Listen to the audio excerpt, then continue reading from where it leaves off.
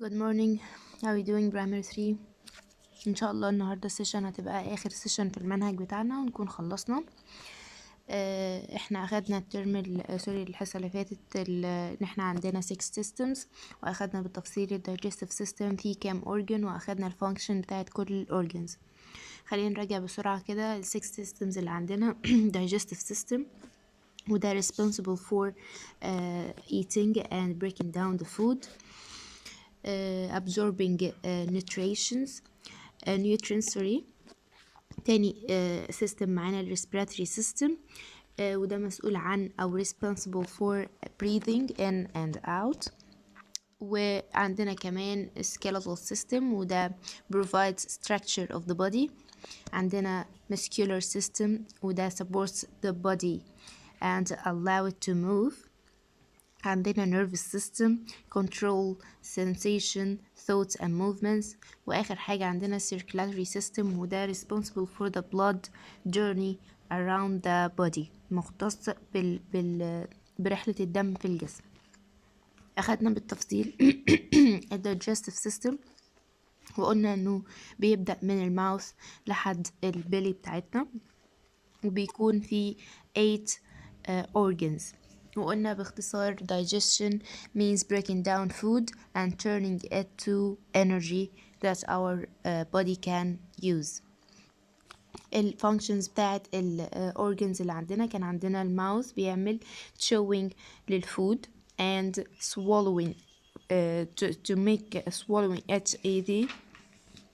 عندنا بعد الماوث حاجة اسمها pharynx. الفيرنكس دي at the back of the mouth زي ما احنا شايفين شكلها في الصورة كده، هي المنطقة اللي هي في آخر البق ورا خالص، ودي بنسميها throat. تمام. وبتكون مجرد باسج أو تيوب بينتهي بحاجتين esophagus وتراكية. الاسوفاجس أخدناها مع الدايجستيف سيستم وشرحنا إن هي passage أو tube carries the food to the stomach. تمام. النهاردة هناخد التراكية، بس خلينا نستنى لما نوصل للريسبيراتوري سيستم. اللي احنا عايزين نفهمه ان الفيرنكس بتنتهي ب 2 passages او 2 tubes، واحد للدايجستيف سيستم وواحد الريسبيراتوري سيستم. بتاع الدايجستيف سيستم اسمه esophagus، وبتاع الريسبيراتوري سيستم اسمه windpipe او trachea. بعد كده عندنا في الدايجستيف سيستم الأورجن نمبر 4 اسمه stomach.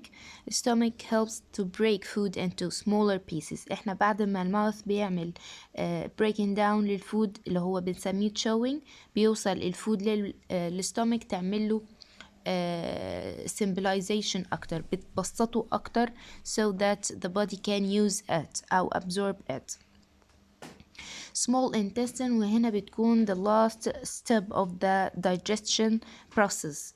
هنا بتتم آخر خطوة في digestion process، وهي إن ال small intestine بتاخد الفود من الستومك وتبتدي تاخد منه ال helpful أو ال parts that can help the body to grow. بتاخد منه الأجزاء اللي هي بنسميها nutrients، ال helpful الأجزاء اللي هي المفيدة، وبيستمر الفود inside it for 4 to 8 hours. وبتدي الويسز التانية لحاجة اسمها اللارج intestine. اللارج intestine الفود الويسز بتاعت الفود بتفضل فيها حوالي 10 to 12 hours، وقلنا كده بنبقى كملنا حوالي 24 hours في الدايجيشن بروسس كلها. عملية الهضم كلها بتاخد حوالي 24 hour. عندنا كمان 2 more organs الليفر والبنكرياس. البنكرياس ده بيعمل digestion أو breaking down للشوجر، والليفر بيعمل storing للشوجر ده. يعني لما يكون في فود معين أكلته فيه pieces of sugar، الجهاز أو الأورجن المختص في breaking down أو digestion بتاع الشوجر ده اسمه بنكرياس. طيب بعد ما عمله breaking down بيحتفظ بيه فين؟ بيعمله storing في الليفر. دي سونج قلنا هنعملها سكيبنج، اللي عايز منكم يستمتع بيها اوكي. النهارده واخدنا فاكس و interesting facts وحاجات helpful digestive system. طبعا كلها احنا ذكرناها خلال الحصص، مش محتاجين نعيدها تاني. خلينا ندخل على ال respiratory system، وده اللي هو ال second passage بتاع ال pharynx. احنا وقفنا هناك عند ال esophagus، عند ال pharynx sorry في ال digestive system، ان بعدها passage تاني اسمه esophagus. هنا عندنا اول organ هنبدأ بيه هو النوز، وهنمشي على ال pharynx برضو، بس مش هننزل للإسوفاجس، هننزل على حاجة تانية قدام الإسوفاجس في in front of our neck، اللي في رقبتنا من قدام، بايب اسمها wind بايب أو تراكية. خلينا نشوف الجيرني بتاعتنا النهاردة هتنتهي فين. هنبدأ من عند النوز. الأول عايزين نفتكر ال respiratory system كان responsible for what? It's responsible for the breathing process. يعني ايه breathing؟ يعني taking oxygen in and getting rid of CO2 and water vapor, by the way. What is the respiratory system? The respiratory system is a system of the body that deals with breathing. When we breathe, the body takes in the oxygen that it needs and removes the carbon dioxide that it doesn't need. يبقى ال respiratory system مهمته ايه؟ ان هو taking in oxygen and getting rid of CO2, because our body needs oxygen and doesn't need CO2. ال parts of our respiratory system أو organs بتبتدي معانا بالنوز، والنوز الفانكشن بتاعتها إنها بتعمل warm, filter and moistens. يعني ايه moistens the air؟ يعني make it cooler not too much cold، يعني بتخليه لطيف أو درجة حرارته يتحملها ال lungs بتاعتنا. the air entering the respiratory system، يعني النوز بتاعتنا وظيفتها إنها بتخلي تأقلم ال air that we breathe so that our lungs can endure it، تقدر تتحمله. بندخل بعد النوز، الهواء بيدخل على الفيرنكس اللي هي كانت مشتركة بين ال digestive system وال respiratory system. وقلنا هنا food as well as air pass through the pharynx، الاتنين بيعدوا من هنا، بس كان عندنا door بيفصل بين ال two types of things، بيفصل بين الحاجتين دول، كان اسمه فين اهو epiglottis. epiglottis ده اللي هو الدور اللي موجود at the back of our tongue، موجود على آخر لساننا من ورا، وده هو اللي بيسمح للهواء أو الفود إنه يعدي. لو هواء هيعدي على من الفيرنكس لحاجة اسمها larynx اللي هي بعدها تراكية. لو فود هيعدي على طول على الاسوفاجس اللي هي at the back of our neck. طيب هي فين الفيرنكس دي؟ قلنا at the back of our head، في آخر بقنا at the back of our mouth sorry. وبعد كده اللارynx دي زي ما انتوا شايفين هي سبوت صغيرة كده بنسميها vocal box. هي عبارة عن بوكس جواه حاجات تانية بتكون flexible شوية، زي البالون، يعني بتكون طرية كده زي البالون، بس هي مش بوكس. هي الليرنكس نفسها بوكس بس جواها حاجة زي أسلاك زي strings كده، اسمها vocal box. ودي بيحصل لها ايه؟ vibrates when the air hits it. لما الاير اللي احنا بناخده بنتنفسه بيعدي عليها بيحصل لها vibration، بتتحرك، ودي اللي بتساعدنا ان احنا نتكلم، هي دي اللي بتطلع الساوندز بتاعتنا. so larynx البوينت اللي احنا مشاورين عليها هنا دي or voice box بنسميها voice box contains two vocal cords، جواها two vocal cords اللي احنا قلنا عليهم بيكونوا flexible، بيكونوا حاجات طرية كده عشان تقدر تتحرك، which vibrate when air passes by them، بيتحركوا لما الهواء بيعدي عليهم. with our tongue and lips we convert these vibrations into speech. علشان الكلام علشان احدد الهواء اللي طالع ده او سوري الفايبريشن اللي طالع ده على انه كلام، ابرمجه على انه يطلع كلام، بنستخدم our tongue and lips. Number 4 الأورجن number 4 اسمه trachea. Trachea is in another name called windpipe، ودي اللي هي the sister of esophagus. الاسophagus كانت في digestive system، trachea عندنا هنا في respiratory system. Trachea filters the air we breathe and also carries air from the throat into the lungs.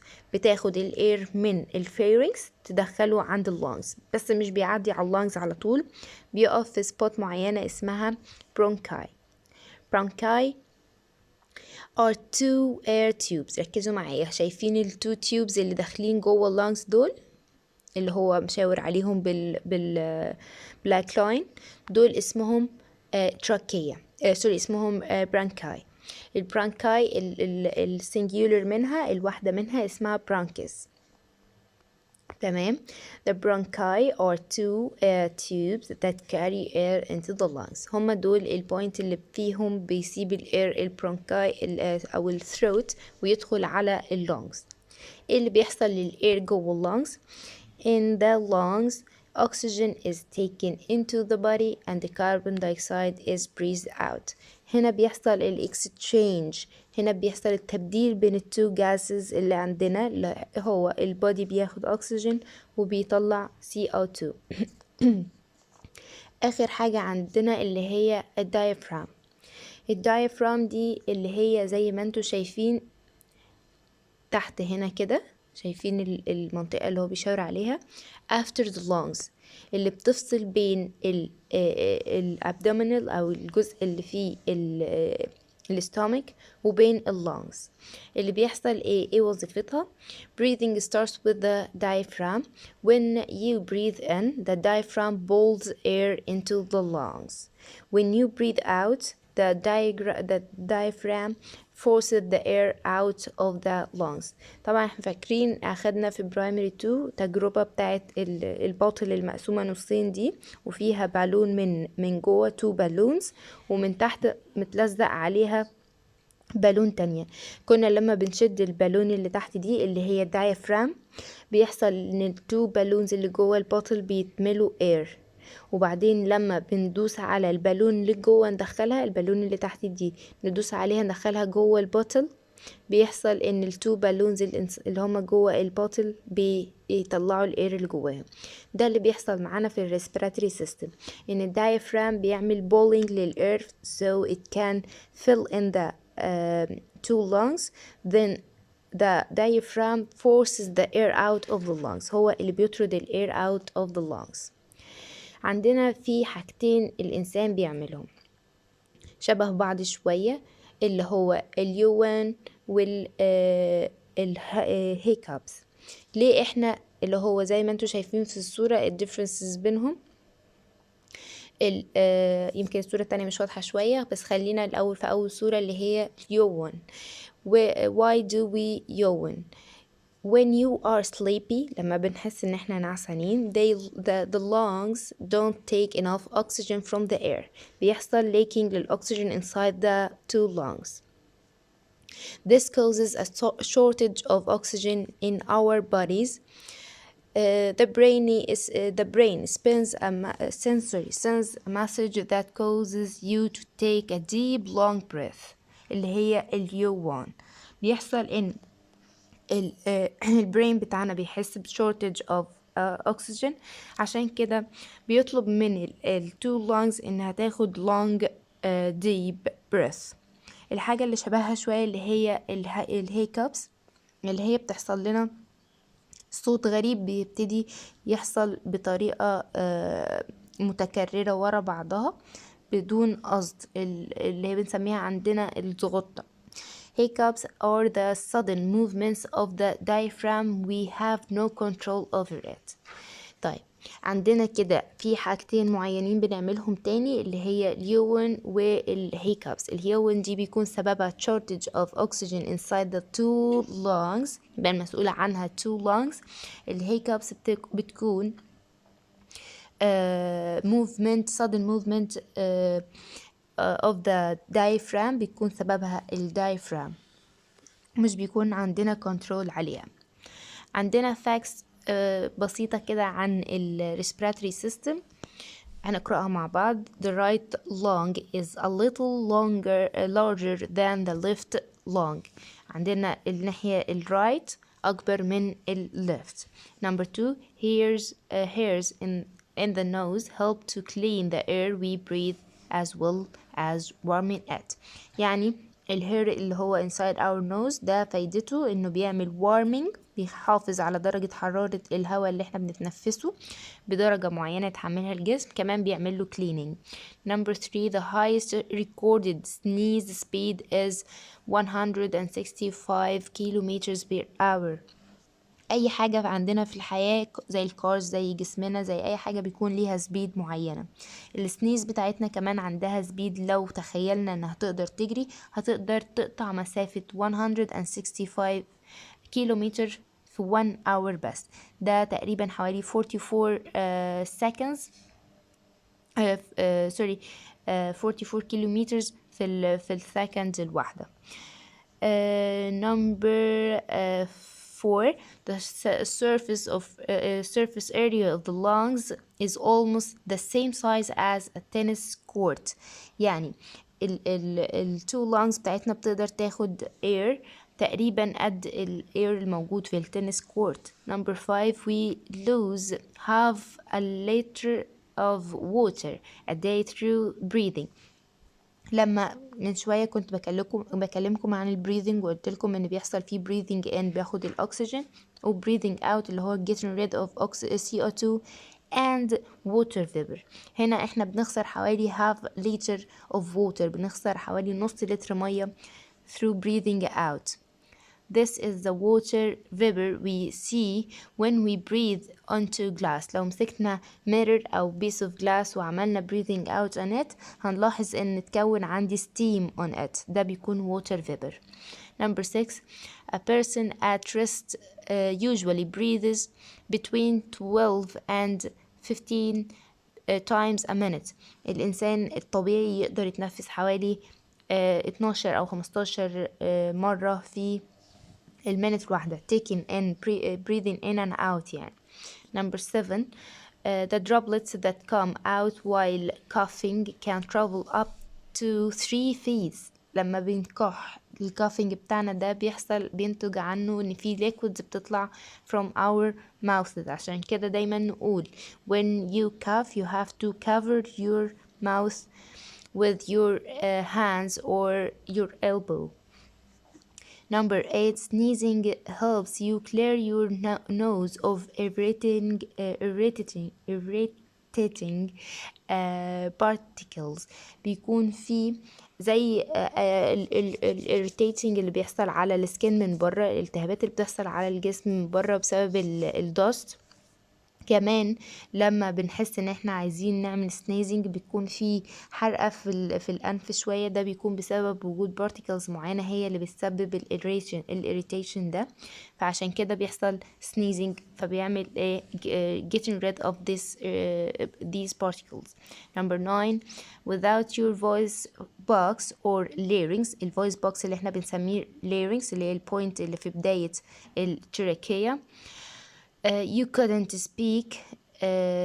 Inside your larynx are two elastic-like bands. Elastic-like يعني flexible. الماتيريال بتاعتها بتكون flexible called vocal cords. احنا قلنا عندنا two vocal cords بيكونوا flexible so that the air can move or cause vibration into them. Number 10 the respiratory system supplies the oxygen that is needed for you to breathe. The respiratory system هو responsible for getting the oxygen we need. Number 11 without oxygen human would be extinct. Extinct يعني would die. Without the oxygen there would be no life for us. مش هيكون في حياة لينا احنا all the human. Number 12, the lungs the lungs, airways, diaphragm, windpipe, throat, mouth and nasal passages اللي هي inside our nose are all part of the respiratory system. دي البارتس بتاعت respiratory system. Number 13, smoking and air pollution can be very dangerous for your respiratory system. طبعا smoking والair pollution بتسبب أضرار respiratory system. Number 14, a cough is the way your system clears the airway. airway اللي هي الثروت والتركية بيكون برضو بيدخل جواها particles معينة بتكون unhealthy أو بتكون مش صحية لجسمنا، فبيحصل ان احنا بيجيلنا coughing عشان نحاول نخرجها من جسمنا.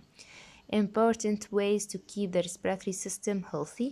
Number 1, don't smoke or inhale smoke. يعني ما تستخدمش انت السموكينج، بتعملش انت سموكينج. كمان ما تقعدش في مكان فيه سموكينج عشان ده بيسبب حاجة اسمها passive smoking اللي هو انت مش بتدخن بس بتستنشق السموك بتاع السيجرت بتاع حد تاني. Number 2, keep lots of live plants in your home to increase oxygen and absorb carbon dioxide. زي ما أخدنا قبل كده ان plants take CO2 and give out oxygen. Number 3, eat a healthy diet. زي ما اتكلمنا الترم الأول إن الهيلثي دايت هو اللي بيحافظ على السيستم بتاع جسمنا كلها healthy. Number 4, practice good hygiene. اللي هي البودي cleanliness. المفروض إن احنا نحافظ دايما إن ايدينا clean، جسمنا كله نحافظ على الكليننس بتاع جسمنا. Number 5, breathe deeply and fill your lungs up with fresh air. Number 6, exercise مهمة جدا. It's important to do some form of exercise every day of your life. Every day. Number 7, drink lots of pure water. شرب الماء كتير طبعا مفيد لكل السيستم بتاعت الجسم. Number 8, protect yourself against pollution. لازم دايما أكون عندي احتياطات ضد البولوشن. Number 9, go to the doctor if you get a respiratory illness. Go to your doctor sooner rather than later. المفروض لو عندي أي illness تبع respiratory system ما تأخرش إن أنا أزور الدكتور بتاعي.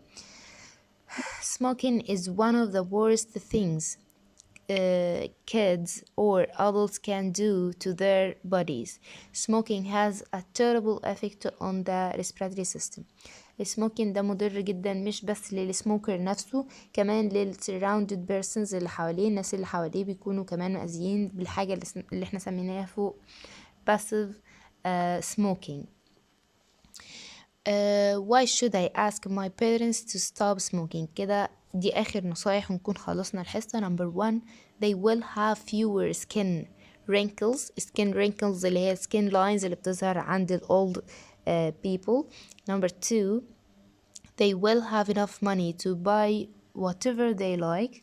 3, their breath will smell better. Number 4, they will live longer. Number 5, they won't have to hide this bad habit from their children. Number 6, they will be able to exercise more. 7, they will cough less. Number 8, they will have fewer ear and respiratory infections. Number 9, their teeth will be whiter. 10, their plants won't turn brown or yellow. 11, their fingers won't turn brown. 12, their lungs won't turn brown or black.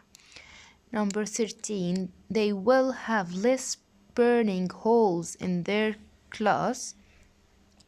Number 14, their house won't smell. Number 15, they will be able to play with their friends without gasping اللي هو shortage of breath اللي هو نفس بيكون short.